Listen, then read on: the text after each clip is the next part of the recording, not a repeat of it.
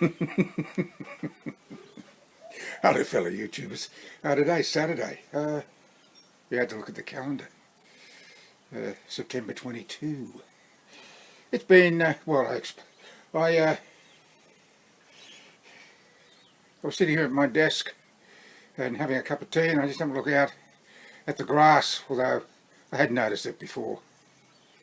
And this video will tell you all about the grass. I wine trimmed this grass only a week ago. It's still cool, but look how quick it's growing because of the sun and just a little bit of rain. Good mixture just to get it going, and it well, it's been an okay sort of day. I haven't been really busy. I was out and watering the back and front lawn, a garden that took about 3 hours. Yeah, it's a long time, but they are big. If you're going to give them a good water, and you might as well, otherwise you're wasting your time. Oh, yeah. And to tell you, I haven't got the puff to do anything about it, although I must admit I am breathing a bit bad today. I only took the prednisone this morning. I didn't use my Ultra or Pulmicort, just the prednisone. And I seem to be breathing a little bit better, so I'll just do that tomorrow, Sunday, and Monday morning, and then talk it over with my doctor. Yes. I also only gave you a background look at the my collectibles, so here's a closer look for you. But yes, I'm very happy with it, and I do thank those people for their complimentary comments. My wife even liked it. Yeah, she liked my collectible display. I'm only joking. Only joking. Don't come down on me. I'm only joking.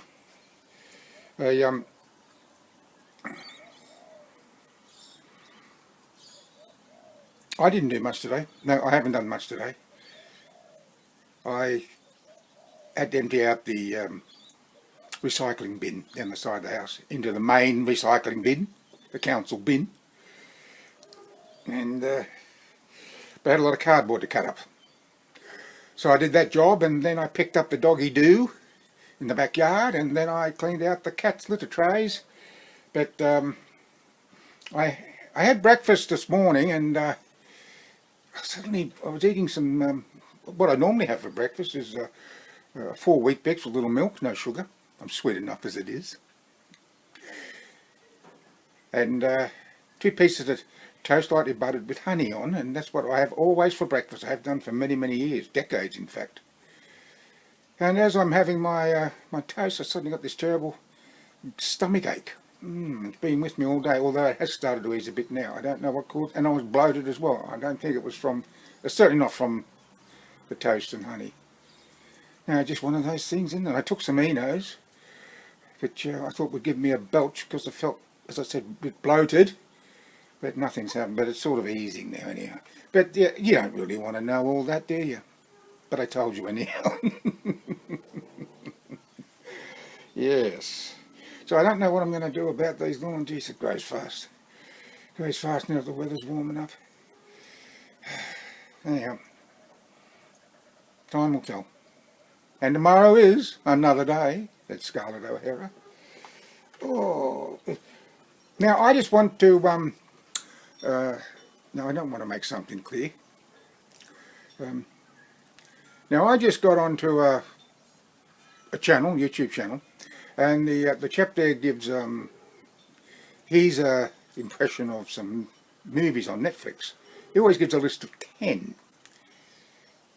and I've seen it before. I made a note of the movies he mentioned, but out of the first time I saw that, out of the 10 there was only 2 that I could search for Netflix. The others just weren't there. And this time, today, there was another 10, there was only 2 that came up again. So I don't know what Netflix he has, because they're not on mine. He says they've been there for a while, but they're not. And you know that when you search for them, they all come up on your history. You know, it's not just Netflix once. There could be 20 Netflix or 30 Netflix listing. Now, why would they do that? Talk about aggravation. Oh dear. Anyhow, I suppose, and I must apologise apologise to Dill. Yes, she does comment. I said that no one comments. Well, there haven't been really many comments about Just Another Day, but Dill does comment and others comment too, so I do apologise for that indiscretion. Sorry, Dill and Glenda. And I don't know who else, but there are probably others too. I am sorry. But when you do readings, it's nice to know if people will let you know that, you know, they're enjoying it, or they're not. You know, I think, let me know one way or the other. I know it's all a personal thing, is it not? The books we read, and music we listen to, the movies we watch, the TV shows, so on and so. It's all personal. One man meat, another man's poison, as the saying goes. Ooh. Anyhow, I suppose I better do a little bit of reading of Just Another Day, just to keep those people happy. Yes. Haggard and tired, as if sleep was a stressful thing that aged rather than rejuvenated. Do you know how that feels? I do. I've known how that feels for years. Which is probably why he never felt rested when he woke. Exactly right. Unlike his wife, he jumped out of bed, ready and raring to face another day with seemingly boundless energy. That's true too. Jeremy had never had energy to burn. Morning, noon, or night, although he tended to feel more alive as the day progressed. And with the coming of night, he would actually feel normal. At least what he thought might constitute normalcy and well-being. After towel drying his hands and face, he exited the bathroom. But as he stepped into the hallway, the ache above his left eye suddenly exploded into excruciating pain.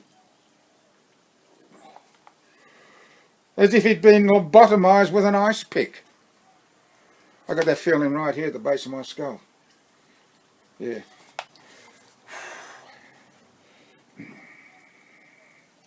Stopping him dead in his tracks as he clutched his head with both hands.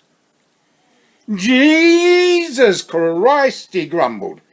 Oh, shit. For several moments he stood so, unmoving and breathing rapidly through clenched teeth, thinking the worst of the worst and expecting nothing less, and waiting for what he didn't know. Then, as abruptly as it had started, the agony ceased, leaving in its wake not so much a pain, but an uncomfortable throbbing twinge that not only could he feel, but hear. Lowering his right arm to his side, he massaged the area of his left eyebrow with the pad of his left hand with his eyes closed, thinking that maybe he should retrace his footsteps into the bathroom and grab a couple of painkillers. But he dismissed the thought, opting instead to continue on to the kitchen and have his breakfast. Jeremy suffered hypoglycemic episodes at times, of course, and thought that the pain might be a combination of plummeting blood sugar. Bending over to splash his face the impact of the cold water and righting himself too quickly. But there hadn't been any of the other symptoms associated with past episodes of low blood sugar. The extreme lightheadedness, dry mouth, heart palpitations, cold sweat, and the overall feeling of lethargy. And the water, while cold, wasn't cold enough to inflict one of those cold headaches everyone experiences now and again from eating or drinking something icy cold. No, this was something entirely different and was probably just another one of those things, just like all the other things that had happened on this morning of Just Another Day. Even though that particular thing, unlike all the others, had never happened before. But of course, it wouldn't. Maybe I should make an appointment with my doctor, he said to himself, stepping from the hallway into the kitchen. Been a while since I've had a checkup. And I could have a PSA test too. Better safe than sorry. Last night's washing up was piled high next to the sink and on the breakfast bar, exactly where Jeremy had left it. But he expected that. His wife might have boundless energy, but she did have her limitations. Not that he blamed her.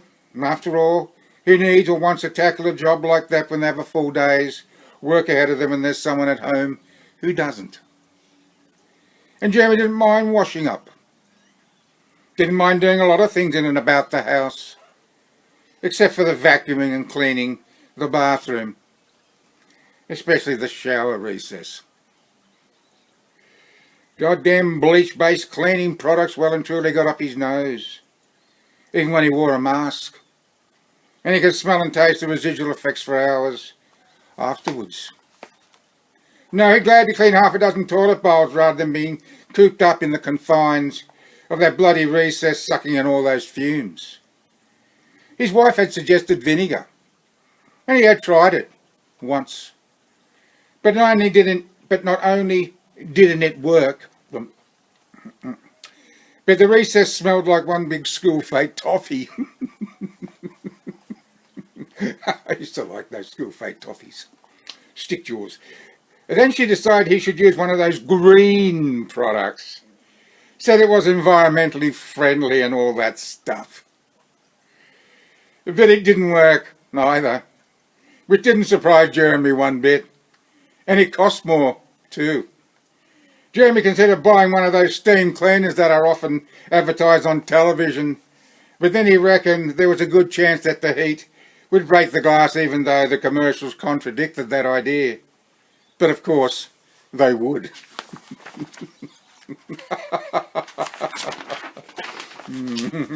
No, what was needed was a self-cleaning recess. The idea had popped into Jeremy's head while showering 3 nights previous.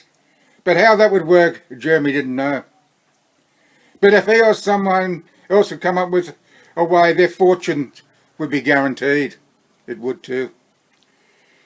The electric jug was empty when Jeremy went to turn it on, but of course it would be.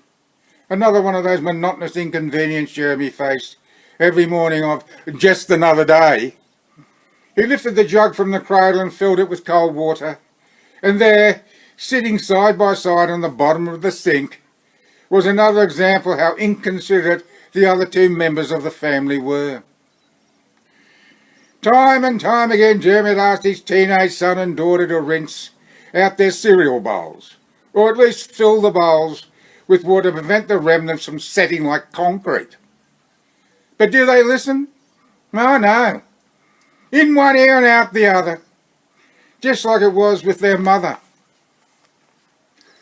Jeremy had asked her countless times not to leave her coffee mug and plate sitting on the dining room table. But every weekday morning, there they were. He could understand that she liked to watch the morning show and relax before setting off to work. But it was obvious she didn't understand how hard it was to wash away the toast crumbs. They stuck to the plate like glue. Otherwise she wouldn't do it. Or maybe she did it just to annoy him. She was like that. Sometimes with some things, occasionally with other things, and all the time with one thing, or 2 if she was leaving the mug and plate on purpose. She knew he didn't like her sitting on the edge of the bed rubbing her skincare lotion on her legs before retiring. It sent a teeth-gritting vibration throughout the entire mattress. They shook his body as if his entire molecular structure was being shaken and stirred. That aggravated him to the nth degree. But still she persisted. But of course she would. Can't do it any other way, she would say every time he complained. But of course she could. And she knew it. Sometimes it was the likes of leaving the toilet lid up, or using up all the toilet paper, and leaving the cardboard roll on the holder, or on the floor. Or the kitchen to get a glass of water, Oh, no, not at all. No. Occasionally it was the switching on of her bedside light when she got up during the night to go to the toilet, or the kitchen to get a glass of water. Oh, there was always the tried and sometimes true, I forgot, or I couldn't see, or I didn't think it would bother you. But Jeremy could tell by the way she scrunched up her nose at times, and said in a pretentious, mocking tone, "Oh, my darling, you're just too sensitive about those things," that she wasn't being sincere. You're damn right Jeremy was sensitive about such things, those and more, simply because he didn't do those things himself and expected others to be more considerate rather than so complacent, especially the kids. Jeremy no longer cleans their bedrooms, and exercised not a fertility as far as he was now concerned. He would clean and maintain the remainder of the house and keep it as neat as a pin. But if they wanted to live like pigs, then so be it. They both thought he was joking when he told them so, but they soon realised he wasn't, and have since made some effort to comply, albeit tentatively. And he no longer strips and remakes their beds like he used to do every Thursday when doing he and his wife's double bed. And by God, didn't they both whinge and whine about that? You can carry on all you like, Jeremy had said, but if your sheets and pillow slips aren't deposited in the laundry ready and waiting to be washed every Thursday morning, then they won't be. They have been and they are, but Jeremy refuses to remake their beds. Simply tosses the lot under their respective beds and closes the doors. Out of sight, out of mind. Doreen keeps telling him that he's a tyrant. But that's okay. Jeremy can live with that. And the kids have pulled up their socks a bit and learned that some things can't be taken for granted. Change is inevitable, and you have to take responsibility for your own actions, and that's got to be a good thing. Jeremy slotted the jug onto the cradle and pushed the on button, looking for but not seeing the red light that indicated that the power was on. He flicked the switch off, then on again, nothing. Yeah, that'd be right, he sighed. Goddamn thing spat the dummy. Then a thought. Checking the PowerPoint, he discovered it was off. Bloody woman, why does she do that? It was a rhetorical question, but he answered himself nonetheless. Because she's convinced all PowerPoints use energy unless they're switched off. That's why. Just like it is with all standby lights. Jeremy knew the latter was true, but he damned if he could convince her that she was wrong about the former. Matter of fact, she thought it was a good idea to turn everything off at the PowerPoint until they wanted to use it. But at least he was able to convince her otherwise, saying he wasn't prepared to reset all the clocks and the like, but if she was, he didn't care. With the jug chuttering away to its heart content, Jeremy went about preparing his breakfast, dropping 2 slices of white bread into the toast and then crushing 3 weet-bix biscuits into a bowl. Walking over to, then grabbing the handle of the refrigerator door to open it, he found, much to his dismay, another one of those things that seem to happen with monotonous regularity every morning of just another day. The door of the new refrigerator doesn't close by itself. Not like it used to be with the previous one, which doesn't make sense to Jeremy in the 21st century world of mind-boggling technology. But of course. But do you think those 3 paragons of wisdom bothered to check the door in the haste to vacate the house in the morning? No way, absolutely not. And I'll call it quits there. I better mark this one, otherwise I'll forget. Right. Okay, that's that. That's done. I've got to, ooh, stress. I've got a cup of tea here, but it's probably cold by now. But I want to thank you for watching. I hope you enjoyed that. And if you listened, thank you for listening. Pardon me. And until next time, bye for now. It's all good.